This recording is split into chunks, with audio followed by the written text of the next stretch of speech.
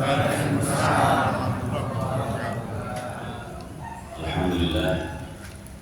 Alhamdulillahirabbil alamin. A'udzubillahi minasyaitonir rajim. Bismillahirrahmanirrahim. Inna a'tainakal kautsar. Fasholli li rabbika wanhar. Inna syani'aka huwal abtar. Shadaqallahu al-azim. Yang saya hormati guru saya Pak Gafwan, alhamdulillah sudah cukup lama saya ada bisa sowan ke beliau. Ibu bapak yang dirahmati Allah, alhamdulillah pada pagi hari ini Allah Subhanahu wa taala memberikan karunia yang luar biasa kepada kita sehingga kita bisa bertemu secara langsung nih, karena sekarang kan seringnya online ya. Jadi ketemu, kemarin sudah ketemu lewat WA. Alhamdulillah kita bisa bertemu wajah di wajah.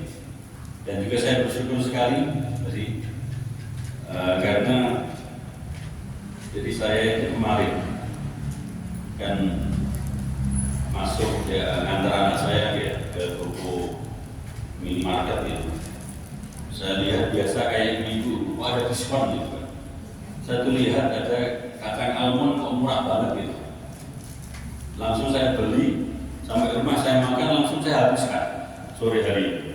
Nah tiba-tiba dari malam saya bangun kok suara saya hilang gitu. Serah banget ya. Alhamdulillah tadi saya belum beri pakai air garam, saya kumur itu. Pak saya mau menolak, gak hadir Pak. Ya saya takut juga sama takmirnya mendadak gitu kan. Alhamdulillah ya saya kumur air garam cukup banyak tadi. Bisa sampai ke sini alhamdulillah. Jadi walaupun satu ayat kita sampaikan.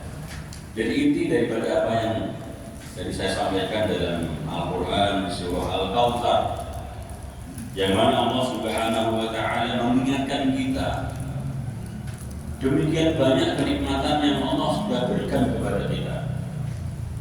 Inna a'tainakal kautsar. Sungguh Allah Subhanahu wa taala telah memberi kepadamu Muhammad, ya kepada kita, nikmat yang demikian banyak. Fasholli li rabbika, maka untuk mensyukurinya berbanyaklah kamu salat, dan wanhar, dan berkorbanlah, taqarrub, laksanakan ibadah-ibadah yang mendekatkan kita kepada Allah Subhanahu wa taala. Inna syani'aka, sungguh orang yang membencimu huwal abtar, dialah yang terputus dari rahmat Allah Subhanahu wa taala. Jadi yang pertama yang saya perlu sampaikan untuk saya sendiri sebagai pengingat, kadang-kadang kita sering fokus dengan kekurangan, ya, ke masjid, karo bermut, karena kilingan SPP-nya anak yang dibayar, itu jadi gitu. Mungkin mau ngaji orang iso khusuk, kilingan utami wis jatuh tempo. Jadi kita sering sekali berpikir hal-hal yang tidak kita punyai. Ini perlu saya sampaikan karena apa? Karena indeks kebahagiaan masyarakat di Indonesia itu semakin turun. Tahun 2 tahun yang lalu saya banyak happiness index bangsa Indonesia itu peringkat ke 83. Tahun ini turun peringkat ke 87. Jadi kira-kira nantinya punya putra atau putu sekolah akan ranking oleh gunung peluk itu yang orang pintar betul. Jadi ini perlu saya sampaikan karena apa? Semakin tahun masyarakat Indonesia itu kebahagiaannya semakin turun. Ya kan? Jadi kalau kita lihat sebenarnya kunci kebahagiaan itu apa? Kita melupakan hal-hal yang tidak nyaman untuk bikin bahagia. Kita tutupi dengan bersyukur kepada Allah Subhanahu wa taala. Ya, makanya jelaskan, kalau kamu mau mensyukuri yang Allah berikan kepadamu, pasti Allah akan tambah. Tapi kalau kamu tidak ingat syukur itu, azab Allah akan semakin menimpa kita. Masalah akan semakin menimpa kita sehingga jadi benang ruwet. Ini yang harus kita selalu ingat. Maka Allah Subhanahu wa taala mengingatkan demikian banyak kenikmatan yang Allah berikan kepada kamu. Saking banyaknya sehingga kita nggak bisa ngitung. Wa in ta'uddu ni'matallahi la tuhsuha innal insana ladzalumun kafar. Jika kamu mau menghitung nikmat Allah yang demikian banyaknya itu, karena saking banyaknya, ya seperti pepatah mengatakan, kuman di seberang lautan tampak jelas, tapi gajah di pelupuk mata tidak tampak, karena demikian banyaknya. Maka para ulama membagi agar mempermudah kita bersyukur kepada Allah, membagi menjadi 3 kelompok besar. Yang pertama, ni'mat bil ijdad. Nikmat karena Allah membuat kita menjadi wujud manusia. Saya tanya, di sini menungso kabeh nggih? Alhamdulillah. Saya tanya lagi, Ibu nun sewu, dengan priyen pernah rencana dadi menungso pernah mboten? Pernah. Nate. Boten dadi wong tuwa menungso. Aku sok nak lahir dadi menungso wae, wonten sing dirancana ngoten mboten? Ngerti-ngerti mak cokot ngerti-ngerti kok manggone ning saka waten ngoten. Coba andaikan kok kita dulu nyapane kita roh kita dimasukkan ning gone gua garbane kambing dadi wong wae iki. Ya. Jadi nikmat bil ijdad, nikmat paling dasar. Nikmat karena Allah Subhanahu wa taala menciptakan kita sebagai manusia. Maka ada hak asasi manusia, hak dasar sebagai ciptaan Allah yang Allah Subhanahu wa taala berikan kepada kita, yaitu sebagai wujud sebagai manusia. Nah, Ibu, Bapak semua yakin ya, kita dulu pernah di dalam kandungan ibu kita pernah betul? Pernah ya? Apa yang Bapak Ibu lakukan saatnya boleh ketemu ibu jenengan? No. Handphone? Betul ya? Apakah pada saat kita, Ibu, Bapak semua di dalam kandungan ibunya pernah susah ngambil duit, pernah enggak? Butuh duit betul? Enggak pernah kan? Lah kok kenapa saya kira duit susah betul? Dulu dalam kandungan ibu kita perlu handphone. Lah kok saiki arep lunga Semarang wis tekan Sleman handphone keri balik meneh om. Ketoke karo HP orang anu gitu. Padahal kita dulu dalam kandungan ibu kita enggak pernah makan HP. Awalnya dhewe kadang mau berusaha ngambil duit. Padahal kita dulu pernah di dalam kandungan ibu kita ngambil duit ora paten. Ya kan? Wah, aku tak hubungi rapi karo utusane opo Ivan Gunawan Raden tekan masjid pengajian.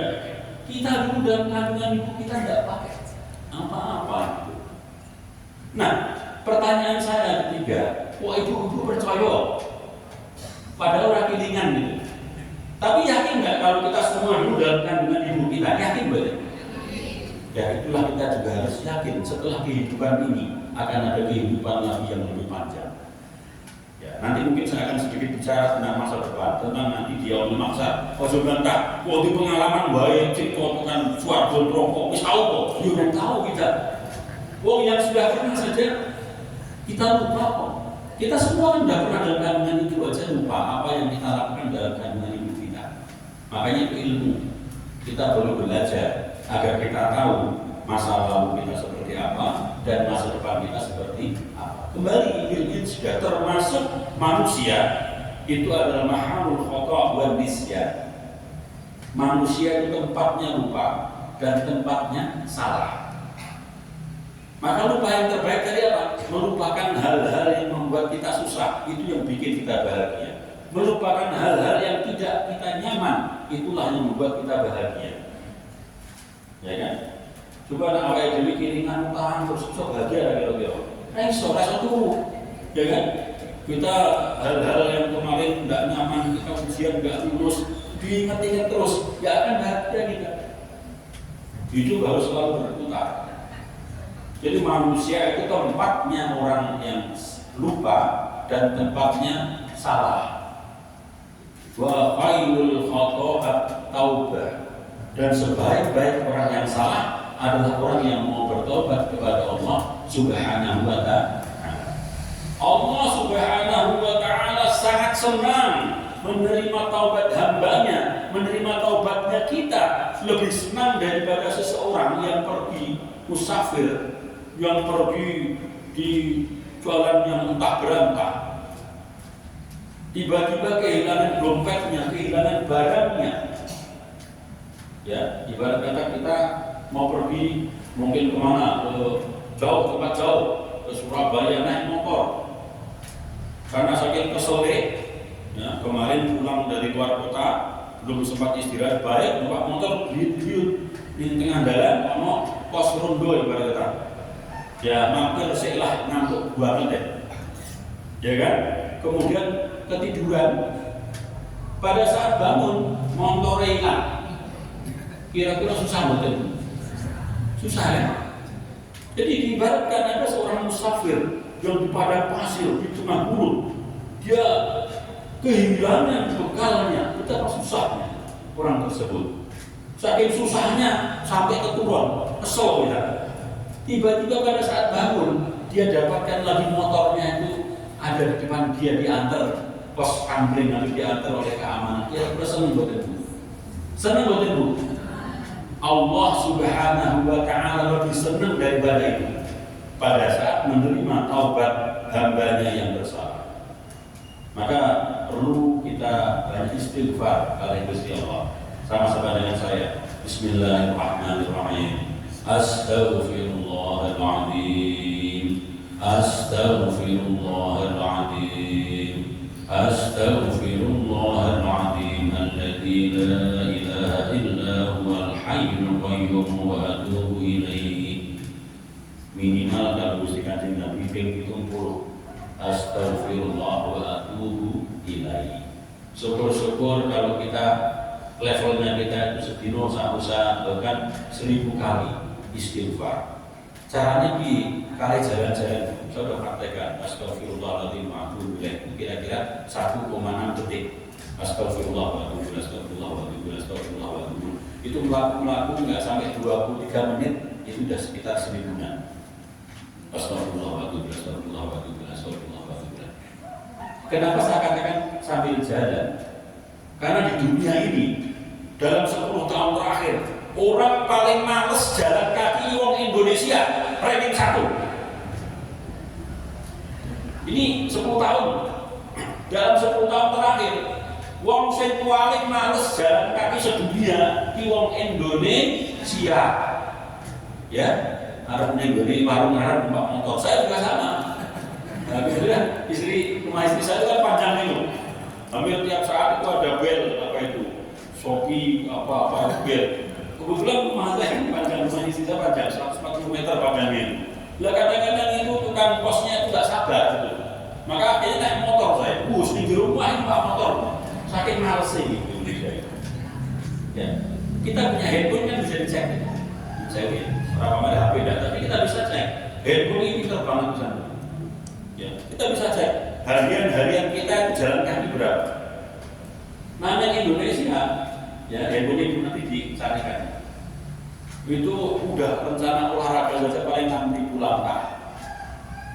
Ya rata-rata kalau orang Indonesia sekitar 2.800 langkah satu hari. Padahal minimal harusnya 10.000. Minimal itu harus 10.000 langkah. Kenapa saya katakan perlu jalan kaki? Karena dengan jalan kaki seluruh saraf-saraf kita itu akan terbuka dan akan muncul namanya hormon endorfin, hormon kebahagiaan. Kalau saya pas tugas di Taiwan, dulu kadang sebulan sekali, kadang pernah sebulan 2 kali. Kalau di Taiwan tanpa olahraga, handphone saya itu akan ada sinyal minimal 18.000 langkah, Pak. Karena apa? Dipaksa pemerintah memaksa orang untuk jalan kaki. Ya, jadi kemana-mana naik motor nggak enak, boleh parkir angel, gitu loh. Maka semua orang naik bis, semua orang naik MRT bawah tanah, semua orang naik kereta, dan untuk naik kereta itu perlu jalan kaki. Contohnya saja di stasiunnya, stasiun di Taiwan itu ada 7 lantai. Umpamanya contohnya ya, saya dari Sokowaten mau ke rumah Blegasari, itu mungkin kadang-kadang perlu 2 jalur. Ya, kalau jaraknya sekian di jalan kota itu kalau kurang 10 km itu gratis. Kalau di Taichung dan Taiwan itu kalau kita naik kendaraan umum ya pakai e-cash e-money itu di tap itu kalau kurang dari 10 km itu 0 rupiah. Nah, Indonesia pinter. Saya mau ke Solo. Jadi di dulu kira-kira sak durung 10 kilo budul teh. Munggah meneh 10 kilo teh. 10 kilo teh apa-apa itu asalkan gratis. Oh Indonesia sana ya. Nah, ternyata pindah dari satu bis atau satu kereta ke kereta lain kalau di sinergi titiknya sama. Tapi nggak bisa langsung naik karena apa? Harus naik dulu jalan kaki, terus turun dulu jalan kaki. Yang sana yang boleh naik lift itu agak bari. Wong sing kotane gede, hamil ya. Hamil atau orang sing bawa tongkat gini atau orang yang bawa koper besar. Yang lain dipleroi. Mentang ya orang, tua ya orang, atau balik jadi ada gitu. Jadi kita malu, akhirnya apa jalan kaki, muter ini. Padahal sebenarnya cuma nyebrang situ loh, tapi nggak bisa nyebrang. Kita muter jalan kaki sana naik, muter jalan kaki naik. Nah, nanti lantai 3 turunkan lagi ke sana, muter lagi. Ya. Tanpa terasa, semua orang itu dipaksa untuk jalan kaki. Maka di Taiwan saat ini 2 tahun terakhir. Seluruh Asia, warga paling bahagia se-Asia itu orang Taiwan. Karena apa? Banyak jalan kaki. Dengan jalan kaki itu ternyata saraf-saraf semua tubuh kita akan terbuka dan itu muncul namanya hormon endorfin, hormon kebahagiaan. Ya, maka tolong kalau bisa kita orang beriman jalan kaki ke masjid, jalan kaki. Bahkan dikatakan orang Jumatan itu jalan kaki, setiap langkahnya dihitung. Itu kan untuk membuat kita bonus. Nah iso awake dhewe jenengan saka mriki subuh jam 3 setengah 4 salat sik rampung kuwi mlaku sik jalan Solo muter artinya subuh ini saka konten apa kuwi malaikat ngitung setiap langkah itu padaran iki setiap langkah kita ya man salaka tariqan ya tamisu fihi ilman sahalallahu tariqan ila jannah ya kan. Jadi kalau semakin banyak langkah kita untuk menuju masjid taklim, semakin banyak langkah kita untuk menuju masjid, itu Allah Subhanahu wa Ta'ala tiap langkahnya dihitung dengan 10 hasanah, dengan dilipat gandakan. Maka sebenarnya agama Islam itu menyuruh orang untuk jalan kaki. Ya, jarang untuk perintah naik motor, jarang. Ya kan? Semuanya jalan kaki, ya kan? Ya, makanya itu perlu kita saya katakan jalan kaki berzikir. Istighfar astaghfirullahaladzim wa atubu ilaih astaghfirullah wa atubu ilaih astaghfirullah wa atubu ilaih astaghfirullah wa ya Allah aku mohon ampun kepadamu aku bertobat kepadamu ya Allah aku mohon ampun ya Allah aku bertobat kepadamu 1000 kali kalau aku itu paling banter kalau di rumah saya tak hitung dari 11 Maret sampai ke XT Square pulang dari bukan ya saya belum pernah nyoba dari sini tapi kira-kira 23 menit setengah jam itu kita bisa istighfar 1000 kali. Jadi yang pertama adalah nikmat bil ijda. Yang kedua nikmat bil imda, kenikmatan kelengkapan tubuh kita. Wa fi anfusikum afala tubsirun. Dan dalam dirimu sendiri apa enggak kamu perhatikan? Kadang kita memperhatikan sesuatu yang bukan kita miliki, kita lupa dengan yang Allah berikan. Saya tanya, Ibu belum sewu, matanya 2 lengkap, lengkap Bu. Astol itu tangannya 2 lengkap, kakinya 2 lengkap, jantungnya lengkap, Monten sing bocor boten. Alhamdulillah. Saya ingat, saya ngantar anak kula sekolah SMP, ya, itu dari Dosono ya. Habis di Dosono itu apa yang tentara itu, ngerti bocor motor saya. Jadi sekarang motor saya tak ganti ban tubles ternyata lu apa gitu. Jadi pada saat ban biasa itu sore bocor, nonton itu dari bundaran ke Dosono jalan terus, wah jam 6 seperempat itu, buka ini. Ternyata alhamdulillah sebelum jembatan layang ada tanggal ban, saya ke sana. Saya tanya Pak bocor itu sih Pak, ini bayarnya per tanggal gitu Pak. Saat bocoran kira-kira 10.000 Mas. Nak bocor dulu kira 20.000, nopo tuku mawon. Nak ganti pindah. Ya saya lupa, kita kira-kira nasib mori 110.000, nasib biasa bisa 50.000, ya. Bocor saat tambalan 10.000, nak tuku, nak diganti 190.000. Nah, saya tanya tadi, livery dengan bocor nomor saya asli original. Nasib gawian Cino mungkin diganti sampai 190.000 gitu. Jadi Bapak Ibu liver kan sesuatu yang kita bisa tambah. Nambah liver itu murah, mingsat kalau miliar. Nah kira-kira kan nambah ban 10.000 ganti 110.000, gitu. nak nambah liver karo 5 miliar, nak ganti liver kira-kira berapa? Pakai tanda betul juta miliar juta gitu. Jadi kok jadinya gersane di duit gitu loh. Wong liver kok regane wis ana 20 miliar. Paru-paru jenengan memang betul paru-paru nih. Tentang dia sakit diambekan gitu.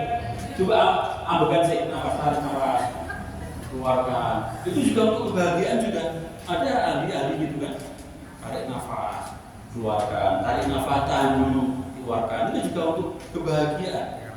Karena termasuk orang yang terbaik adalah menahan diri dari amarah. Ya kan? Surga. Ya kan? Jadi menahan diri amarah antaranya ada terapinya. Tarik nafas, mungkin 7 angka, 7 hitungan, hentikan sebentar, betul hentikan saja, betul hentikan 7 hitungan, keluarkan lagi nafas, itu juga untuk terapi. Ya. Alhamdulillah. Bayangkan mata dua dengan mana yang mau di saya juga di mana lagi loh.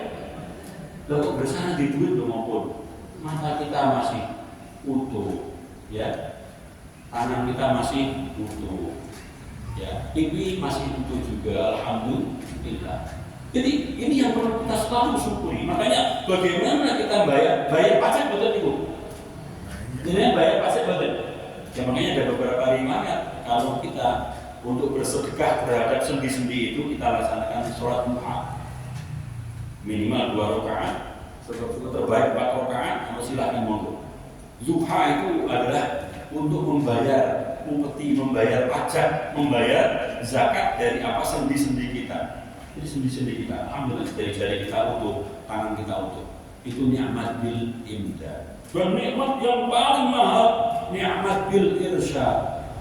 Nikmat karena kita menjadi orang yang beriman kepada Allah Subhanahu wa ta'ala. Kenapa? Allah Subhanahu wa ta'ala ingatkan, Qul hal nunabbi'ukum bil akhsarina a'mala alladzina dhalla sa'yuhum fil hayatid dunya wa hum yahsabuna annahum yuhsinuna sun'a.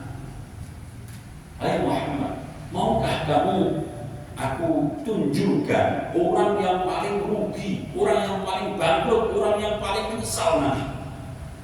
Siapa itu? Yaitu orang-orang yang merasa telah banyak berbuat kebaikan di dunia, tapi amalnya terhapus. Jadi kan mamanya punya handphone, gitu, atau punya kartu. Saya pernah punya kartu flash namanya. Jadi kan kartu flash itu kartu yang nyimpen duit, lagi belanja di Indomaret, di tap, di numpak bis, so di tap, ya, itu di dalam. Ngerti-ngerti nopo? Kartunya itu kan tak masukkan dompet. Dompet kan biasa untuk duduk, gitu kan? Ternyata kataku nggak bisa dipakai.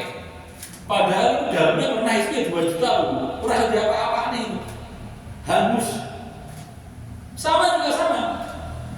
Orang yang merasa di dunia banyak berbuat kebaikan, tapi nanti dia terhapus amalnya. Falan tuqimu lahum yaumal qiyamati wazna, nggak bisa dihitung, nggak dapat hitungan lagi. Ya, kalau anak muda mungkin tahu Bitcoin ya, nah, Bitcoin sekarang naiknya luar biasa mas. Ya, ada seseorang yang tahun 2014 beli Bitcoin itu $2.000. Sekarang naiknya luar biasa itu, udah miliar itu. Tapi apa yang terjadi?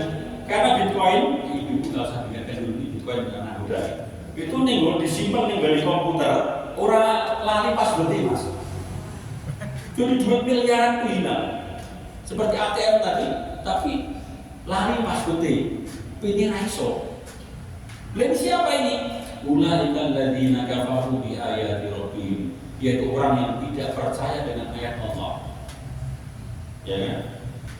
Ulaika alladzina kafaru bi ayati rabbihim, dan orang yang tidak percaya kalau kita nanti akan bertemu dengan Allah. Fahabitat a'maluhum fala nuqimu lahum yaumal qiyamati wazna, maka dia akan terhapus semua amalnya dan tidak akan mendapat apapun di akhirat. Contohnya, alhamdulillah ya di Jakarta sekarang nyamuk demam berdarah kan turun banyak itu. Karena apa? Ada Bill Gates Foundation itu nyumbang dana ke ASEAN termasuk di Yogyakarta itu totalnya kalau dirupiahkan 2,3 triliun. Akan betul kira-kira 2,5. Tetapi kalau dia nanti sampai meninggal nggak beriman itu percuma. Risetnya di UGM di Fakultas Kedokteran yaitu apa? Yaitu nyamuk-nyamuk yang menyebarkan demam berdarah dimandulkan, ya, diternak, dimandulkan, perasaan di anak. Kemudian disebarkan ke beberapa kampung-kampung di Yogyakarta sehingga nanti dengan sendirinya nyamuk itu akan habis sendiri, nyamuk-nyamuk demam berdarah. Ini risetnya hampir 2 triliun ya, total untuk Asia yang nyumbang namanya Bill Gates Foundation. Ya, tetapi kalau dia tidak beriman nanti walaupun sudah banyak sekali amalnya tidak akan mendapatkan balasan apapun di akhirat. Ini yang paling penting. Makanya saya ingat ada Pak Dahwan, saya ingat papi saya karena beliau itu ya sahabatnya almarhum papi saya. Jadi kadang-kadang kita kalau orang dari lahir kecil orang Islam itu kadang tidak tertarik nih, menyepelekan itu loh. Ngerti-ngerti ya Islam, mencoba terus Islam itu kan. Kadang-kadang kita tidak tahu betapa mahalnya hidayah. Saya ceritakan mungkin pernah ya Pak ketua saya itu dulu agamanya ganti-ganti. Karena kan memang ibunya, bapaknya itu dulu pendeta yang balik-balik bagaimana gitu. Jadi dasarnya dia agama pertama agama Tao, tapi terus karena di Indonesia nggak bisa jadi agama masuk agama Buddha. Ya, agama Buddha tiap pagi nyembah-nyembah itu Pak Kuis ada jenggotnya itu. Ya minta duit, minta apa. Tapi saya waktu itu pertama kali usahanya itu dengan guru saya, itu usaha kain. Itu sampai pernah waktu itu kampung Jaya ini saking jayanya itu. Jadi guru saya, Ayah Bulanan itu zaman menterinya Pak Mu'tiawi itu dapat tender itu yaitu apa namanya untuk seluruh kain ihram untuk jamaah haji di Indonesia itu disuplai oleh Pak Namnya nyuplai dalam mertua saya zaman masih muda itu. Merasanya papi saya itu dia bisa mendapatkan sampai nyewa kereta, gerbang kereta itu saat kereta seberapa gerbong disewa untuk ngambil dari pelabuhan Surabaya dibawa ke Jakarta. Itu dia merasa itu karena dia habis nyembah Dewa itu yang dibuat Dewa itu, ya kan? Tapi tidak lama kemudian bangkrut. Pagi kalau biasanya kan hanya malam mau tidur ya nyembah itu, sekarang bangkrut pagi nyembah, awan nyembah, sore nyembah, bengi nyembah. Tapi tambah bangkrut. Ya akhirnya kok Tuhan ini ngapusi kita ini. Makanya akhirnya papi saya masuk agama Katolik. Dia pindah agama Katolik karena bisa yakin adiknya itu kalau pegang salib itu merasa ada kekuatan besar. Katolik dan pakai salib. Maka papi saya pindah agama menjadi Katolik. Dia buka toko besi, cukup besar ya, toko besi Asia di daerah pasar. Tapi lama-lama bangkrut juga itu. Terus dengan doa novena dengan macam-macam katanya gitu. Wih tambah bangkrut. Oh berarti Gusti Allah itu. Dia masuk agama Kristen. Kristen kan tidak pakai salib itu. Ya kan? Kakaknya kebetulan pendeta Alfa Omega di Semarang. Kemudian dia buka toko emas. Toko emas jaya besar itu. Ya kan? Termasuk yang akhirnya kan tetangga sebelahnya luar pasar banyak toko emas. Tapi saya termasuk yang jual toko emas. Fungsi dengan guru saya itu berkilo-kilo. Akhirnya apa? Bangkrut. Lah Kristen kan beda dengan Katolik kan. Maka papi saya akhirnya zaman itu ono prokas SD katanya. Itu keliling kuburan baru kuburan sing bikin buat terbaru. Akhirnya papi saya itu dodolan molen di Malioboro, dodolan pisang molen itu. Nah di sini dia bingung. Wah, Gusti Allah itu disembah kabeh, baru kabeh gitu kan. Dia ingat sambil jalan kaki, melaku di daerah Taman Sari. Wah, iyo. Ada menurut dia sekitar jam 1 malam itu pada tempat yang bercahaya terang benderang. Ini mungkin ini dia datang ke masjid. Maka dia pakai kaos ya, celana jeans, sepatu mau ke masjid. Ngerti ini itu min Allahu Akbar. Madhepnya saat madhepnya ini dia sujud kalau Islam sujud itu. Madhep malam madhep itu dia ngerti. Nah itu ada 4 pemuda yang marbot ya. Satunya Pak Mujidin yang dirikan SMA Abu Bakar itu. Itu papi saya mau dikuburkan apa? Dikira maling. Karena masjidnya 2 hari yang lalu jamnya hilang. Dikira papi saya maling itu. Lihat kok papi saya kan tatunan itu. Kok nih, aku tuh karate dan papat. Nak terima gue papat itu. Aku gak maling, saya mau masuk Islam. Mendadak cara nih. Maka jam 2 malam itu setelah mandi disyahadatkan Kang Mujidin dan kawan-kawan, papi saya pulang.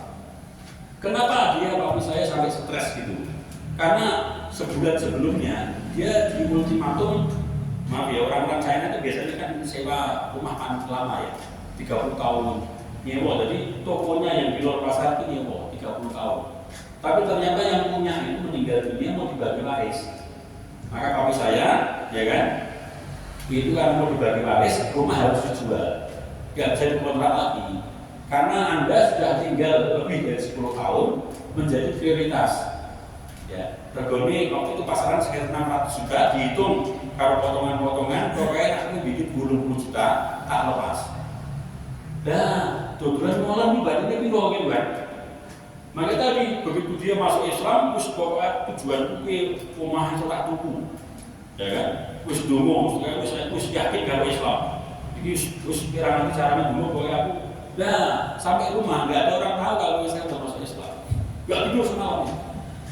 Jam 8 pagi digedok pintunya sama tetangganya, toko emas. Ya, toko emas banyak namanya. Dente, apa? Mbok ki umahmu ya, tokomu daripada lagi ibu. Mbok tak tukune baik.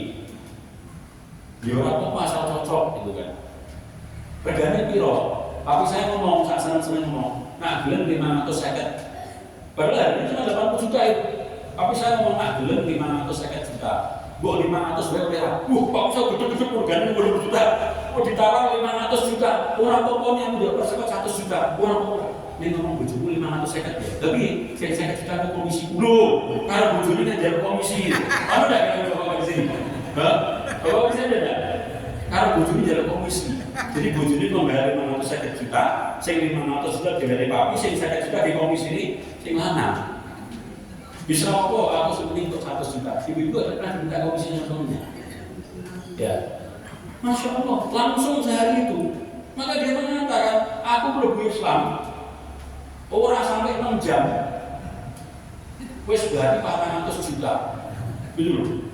Zaman itu aku beli yang tanah yang di Gagas lagi meter itu masih murah banget itu. Ya kan? Maka dalam agama kita itu kan jelas sudah. Asal min qaulihi sallallahu alaihi wasallam. Gusti Kanjeng Nabi sudah mewasiatkan kepada kita 3 hal. Kalau 3 hal ini kita laksanakan udah aman dunia akhirat. Dan pertama apa? Antu tiro qoblal anam. Setiap malam usahakan sholat witir minimal sa'rakaat. Itu termasuk bagi-bagian dari qiyamul lail. Kalau kehati-hatiannya sebelum tidur enggak apa-apa, 1 rakaat.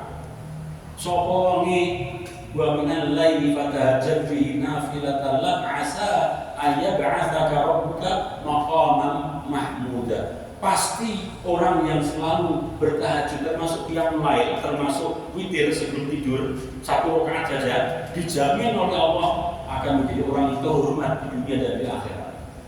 Percaya betul dengan itu Al-Quran yang mengatakan. Maka Rasul mewasiatkan jangan lupa setiap malam sebelum tidur 1 rakaat witir.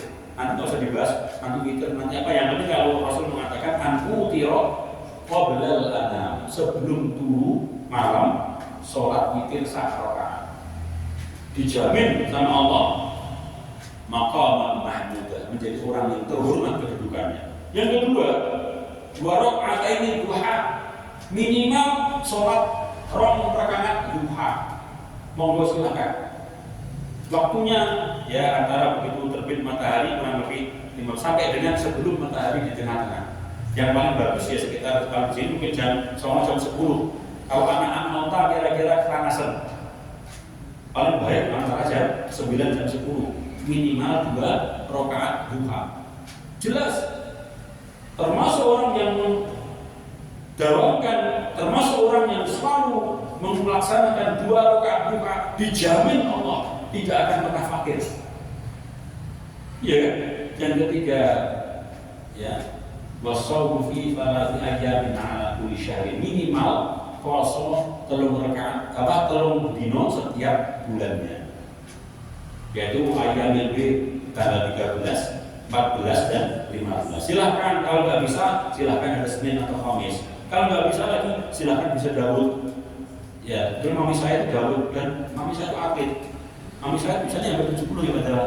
Itu tiap hari naik gunung, jalan lari, maraton itu dalam kondisi puasa Daud itu loh.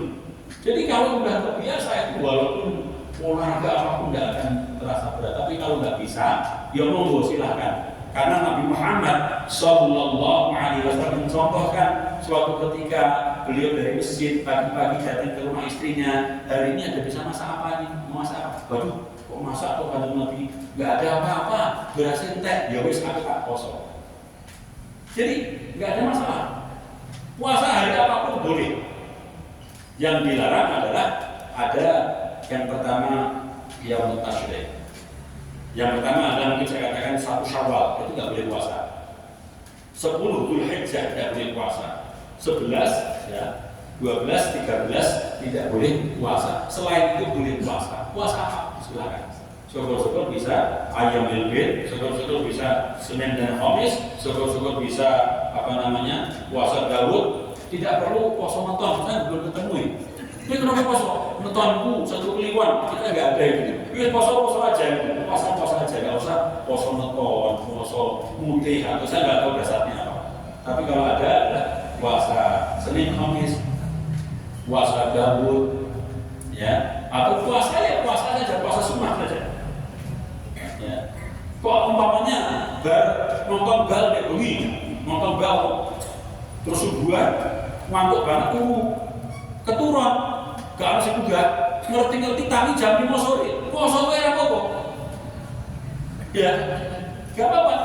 Kalau puasa wajib Ramadan memang niatnya sebelum, tapi kalau puasa sunnah selama dia tidak makan, tidak minum, tidak melaksanakan hal yang membatalkan puasa dari mulai terbitnya fajar sampai dengan terbenamnya matahari, niat jadi puasa. Bapak-bapak baru nonton bal di arah Eropa, gua begadang memang gitu kan, coba rondo, ya, baru subuh turu, mak juga kita jam 5 sore, niat aja puasa. Aku niat puasa ini, terus setengah jam buka, ini apa nih? Ya, jadi itulah agama kita. Ni'mat bil irsyad. Itu yang paling penting. Kemudian ini seberapa ini saya nggak lihat. Alhamdulillah. Ya alhamdulillah begitu. Tadi suara saya habis sampai sini alhamdulillah saya juga. Jadi yang pertama dari kenapa asbabun nuzul dari surah Al-Kautsar itu, ya, itu ada satu tokoh orang-orang kafir Quraisy. Jadi orang Quraisy, orang Arab itu kalau dia punya anak perempuan malu. Zaman jahiliyah dulu, ya, begitu lahir kok perempuan malu, sampai apa dikubur hidup-hidup, ya kan? Nah, dia anak mana? Serunya luar biasa. Ada satu riwayat mengatakan, ada satu riwayat saya tidak tahu riwayatnya itu. Pada saat Rasulullah Muhammad Sallallahu Alaihi Wasallam lahir sebagai anak yatim, maka Pak Demi namanya Abu Lahab senang banget tuh. Saking senengnya dia ponakan lahir, ponakan lanang, langsung membeli kambing dan unta tidak kurang dari 100 ekor. Saking senengnya bayi Muhammad ini diajak tawaf keliling Ka'bah. Saking senengnya. Dengar? Nah, pertanyaan saya, ibu-ibu, ada nggak di sini saking senengnya ponakan lahir lanang nyembelih kambing 5 orang gitu? Nyembelih sapi 10 ada nggak? Saya katakan, nah ini Abu Lahab ini dikuatkan mengatakan sampai nyembelih 100 ekor kambing dan unta. Saking senengnya punya ponakan. Ya. Termasuk juga Abu Thalib, tapi dia meninggal dalam kekafiran.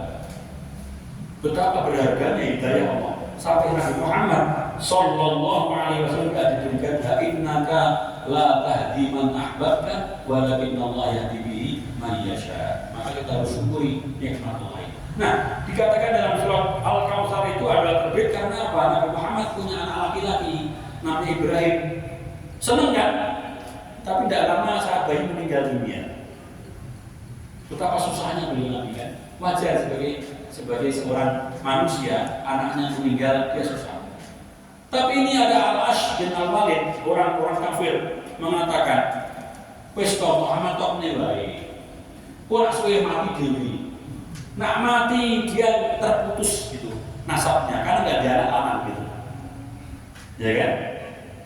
Muhammad kok punya baik, rasa diurusi kayak, ya kan? Wong dia ada anak lanang itu, nah nanti bakal kan nggak ada lagi orang yang tahu Muhammad itu siapa, putus, nggak ada lagi orang yang membicarakan nama Muhammad. Maka Allah Subhanahu wa Ta'ala turunkan, Inna a'tayna kal kautsar fasholli li rabbika wanhar inna syani'aka huwal abtar. Karena sungguh orang-orang yang membencimu itulah yang dia terputus rahmatnya Allah. Maka walaupun Nabi Muhammad tidak punya anak lanang, sampai sekarang masih.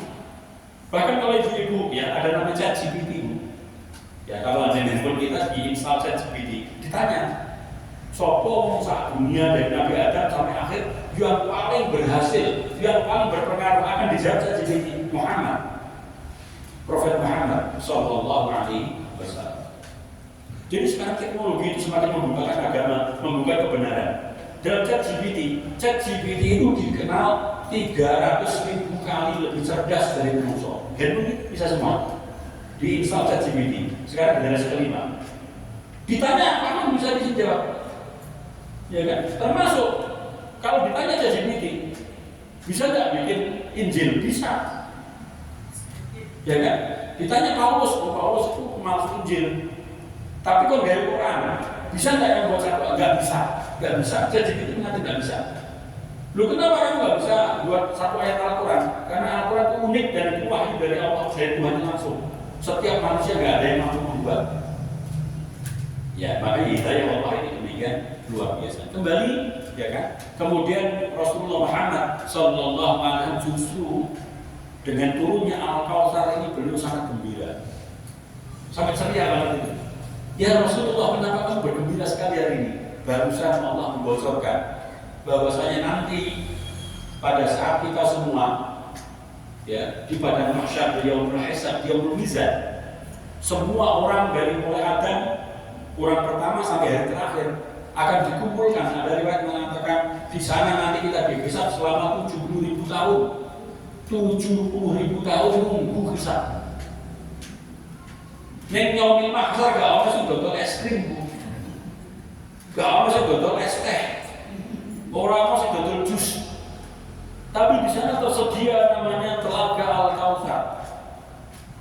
Yang mana Telaga Al-Kautsar itu ada tempat minum sebanyak bintang-bintang di langit ini akan banyak sekali.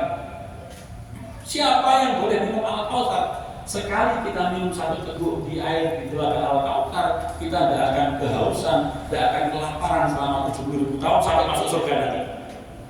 Tidak akan pernah kelaparan selama-lamanya. Bagi siapa orang yang berhak meminum Telaga Al-Kautsar? Yaitu dari umat Rasulullah Muhammad Sallallahu Alaihi Wasallam, tapi hanya 4 kelompok saja. Yang pertama, kira-kira dengan kesobotan minum Al-Kautsar ini. Sekali minum tidak akan kehausan, tidak akan kelaparan selama-lamanya. Ada 4 kelompok. Yang pertama, umat Muhammad yang terjaga lisan dan perbuatannya. Apa betul kira-kira?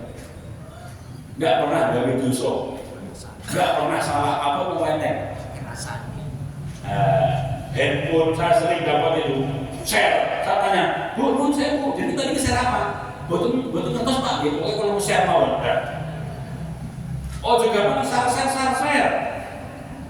Wala takuma laisa laka bi'ilm, inna sam'a wal basara wal fuada kullu ulaika kana anhu mas'ula. Oh justru share Bu. Kesoran berarti share ya.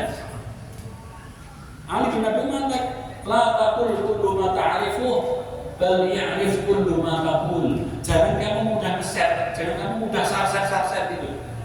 Karena apa? Setiap yang kita share itu harus kita pertanggungjawabkan. Jadi pelajari dulu, Pak. Pelajari dulu.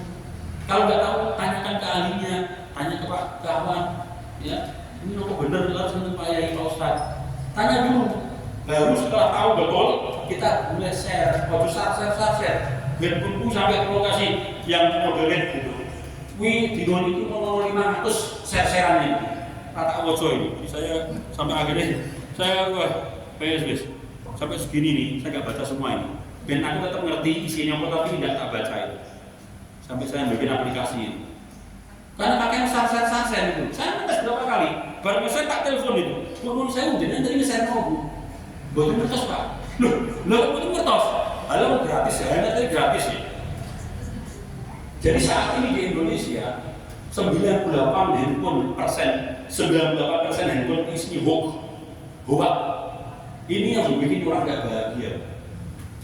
Sekarang ada training di Singapura, training selama seminggu, bayarnya minimal, bayar $500 sebelum termasuk penginapan, $600. Syaratnya apa? Selama seminggu nggak boleh bawa HP. Karena HP ini sumber ketidakbahagiaan. Ya, kami turu buka HP, arep neng toilet buka HP, arep neng masjid buka HP, bar sholat buka HP itu. Gitu? Gitu? Gyopo itu. Kenapa? Karena apa? Ya, di Indonesia saat ini Facebook, YouTube itu sih paling kendor mau Indonesia. Karena rada gawean masalahnya. Gawean ini paling berarti duit ya. Jadi ini tolong, ini ada satu sekarang training untuk kebahagiaan, training sukses itu apa syaratnya? Tidak boleh bawa HP, tidak boleh ada sinyal internet. Ini yang perlu kita lakukan bersama. Jadi yang pertama adalah orang yang berhak untuk mendapatkan minuman makanan dari telaga Al-Kautsar, umat Muhammad yang perbuatan ucapan ya, terjaga dari dosa. Kita abad boleh. Abad betul? Abad ya, abad. Oke. Ada yang kedua. Orang yang berhak mendapatkan makan minum dari telaga Al-Kautsar adalah umat Muhammad yang fakir dan sabar. Abad betul? Fakir dan sabar. Sini jelum dari fakir sob. Siapa saya jelum dari fakir? Gak ada ya. Abad betul? Abad. Yang pertama, orang yang dapat fasilitas minum makan dari telaga Al-Kautsar adalah orang yang perbuatan perkataannya terjaga, tidak pernah dosa. Abad. Yang kedua, umat Muhammad yang fakir dan sabar. Abad. Gitu? Ada yang ketiga. Yang ketiga apa? Orang yang memberi makan orang yang berpuasa. Kita 97 hari lagi, insya Allah kita masuk Ramadan ya. Tolong ibu bapak siapkan tabungan. Insya Allah Pak Bepom yang berpuasa ya. Nanti memberi makan orang yang berpuasa.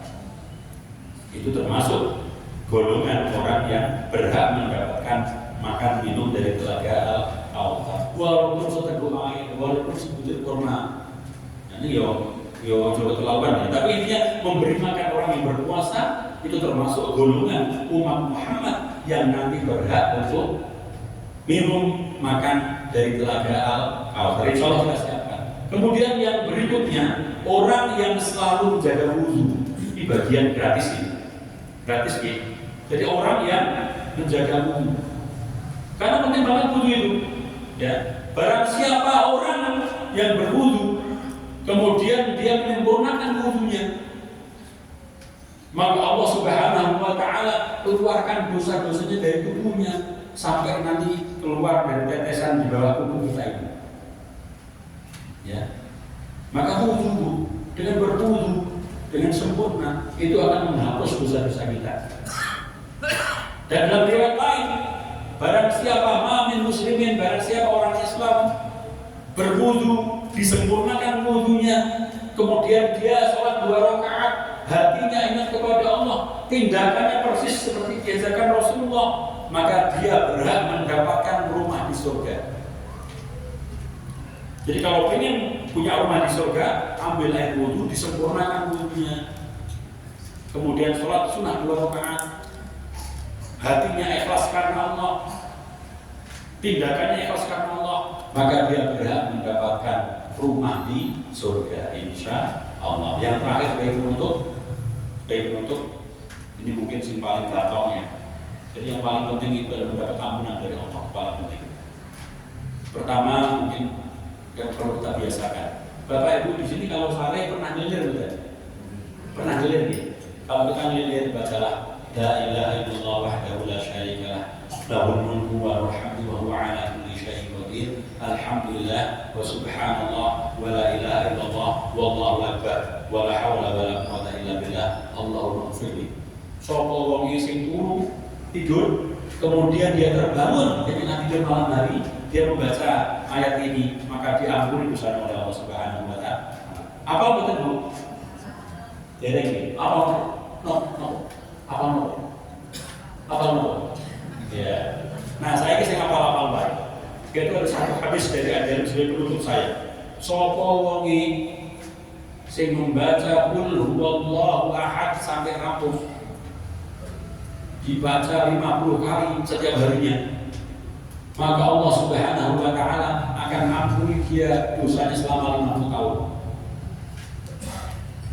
Dalam riwayat yang lain, sapa wonge sing maca qul huwallahu ahad sampai rampung, dibaca 200 kali setiap harinya, maka dosanya selama 200 tahun akan diampuni oleh Allah. Awake dhewe masih 200 tahun betul-betul. Jadi kalau saya untuk mengingatkan syukur, mari kita lihat umur kita. Menurut saya, bapaknya semuanya berapa? 66. Berarti setiap hari baca qul huwallahu ahad 66 kali. Ya, nggak usah harus langsung, bisa dibagi habis subuh, habis maghrib. Ya, kalau 66 berarti 33 habis subuh, 33 habis maghrib. Itu waktu yang biasanya kita longgar. Pokoknya satu hari usahakan baca Al-Ikhlas sampai rampung. Qul huwallahu ahad, Allahus samad, lam yalid wa lam yulad wa lam yakul lahu kufuwan ahad sebanyak usia kita. Maka insyaallah Allah Subhanahu wa taala akan ampuni dosa kita. Ibu dosanya berapa tahun? Benar 27. Kalau 27 ya 27. Ya. Nah, 57 ya lah. Biasanya ibu ditanya umur kan malu. Berapa umurnya? Iya di bawah itulah gitu ya. Kalau bapak bertanya berapa gajinya kan itu gajinya. Jadi intinya dari dasar hadis tadi, dari hadis Ad-Dailami, sapa wonge sing membaca qul huwallahu ahad sampai rampung 50 kali setiap harinya, maka dosanya 50 tahun akan diampuni oleh Allah Subhanahu wa taala. Sapa wonge sing maca qul huwallahu ahad sampai rampung satu hari 200 kali, maka dosanya 200 tahun akan diampuni. Maka kalau saya sebagai rasa syukur, kalau usia kita saat ini adalah 67 tahun, berarti bacalah tiap hari qul huwallahu ahad 67 kali. Tahun depan 68 tahun, baca qul huwallahu ahad 68 kali. Sampai umurnya 73 tahun, satu hari minimal 73 kali, insyaallah dosa-dosa kita akan diampuni oleh Allah Subhanahu wa taala. Mungkin itu yang saya bisa sampaikan. Ulangi lagi, bismillahirrahmanirrahim. Inna a'tayna kal kautsar fasholli li rabbika wanhar inna syani'aka huwal abtar. Usini wa iyyakum bittaqwallah wa lakum minkum. Assalamualaikum warahmatullahi wabarakatuh.